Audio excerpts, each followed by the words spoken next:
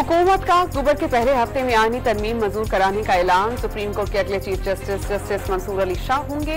Barrister Aqeel की don news के programme दूसरा रुख में गुफ्तगू।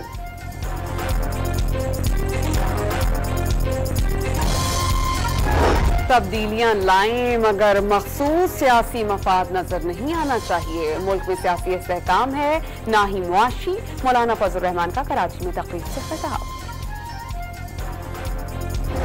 IPPs के मुल्की मईशत को नुकसान पहुंचाने के हकाइक मंजर आम पर आ गए। बाज़ IPPs ने गलत मुआहिदों के बाइस बगैर बिजली पैदा किए अरबों रुपए वसूल किए। हुकूमती दबाव के बावजूद IPPs फोरेंसिक ऑडिट करवाने से इनकारी।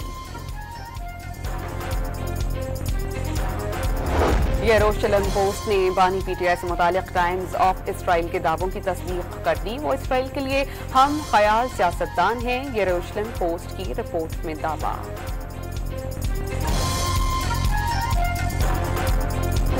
स्वात में मालम जब्बा रोड पर 10 ममालिक के सफरा के काफिले पर शामिल पुलिस मोबाइल पर रिमोट कंट्रोल बम हमला। एक पुलिस एहलकार शहीद, 3 जख्मी। तमाम गैर मुल्की सफीर महफूज रहे।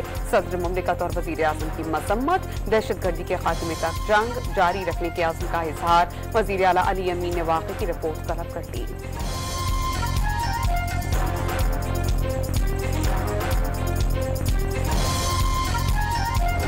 सिंध की ज़िलाई अदालतों में मुकदमात जल्द निपटाने के लिए रिवॉर्ड पॉलिसी का आज सरे 9 इजरा कर दिया गया। नई पॉलिसी का इत्तलाक 1 अक्टूबर से होगा।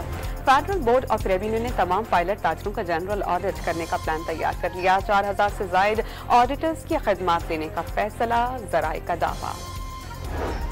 और ईरान में कोयले की कान में धमाका, जाम हक अफराद की तादाद 51 हो गई, 20 अफराद जख्मी।